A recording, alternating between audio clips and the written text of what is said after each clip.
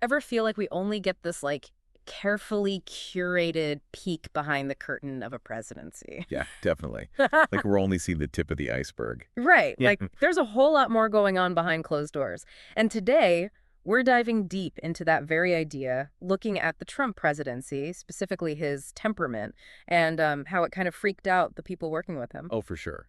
And our main source for this deep dive is Bob Woodward. You know, the legendary journalist, the Yeah. guy who always seems to uncover Washington's biggest secrets. Exactly.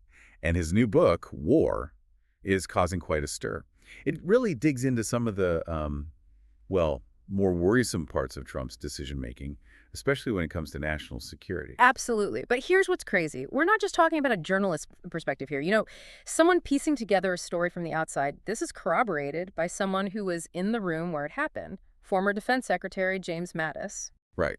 And it's a strong endorsement, too. Not just a casual, yeah, sounds about right. Woodward actually shared an email from Mattis saying, point blank, he believes the book is accurate. That's huge, coming from someone who worked so closely with Trump, saw everything firsthand. It really makes you take the whole thing a lot more seriously, you know? We all know Mattis's reputation. This is not a man who exaggerates or speaks lightly. Exactly. And for those who maybe don't know his background as well, it's important to remember who James Mattis is. I mean, this is a highly decorated Marine, a brilliant strategic mind, the guy who was actually serving as Secretary of Defense under Trump. Mm.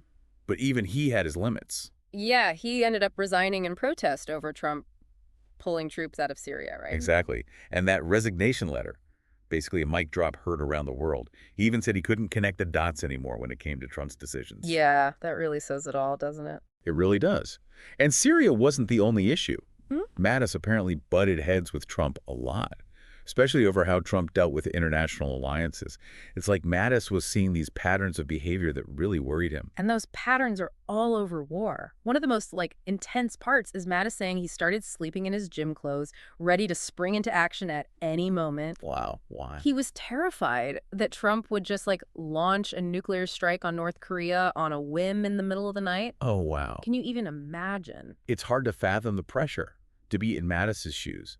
The weight of the world on your shoulders, advising the president on national security, knowing the fate of, well, everything could depend on a decision made in a split second without thinking it through.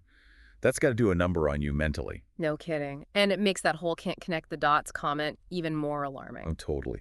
Now, you might be wondering, was Mattis alone in feeling this way? And the answer is, nope, not at all. Woodward's book reveals that other top officials were freaking out too.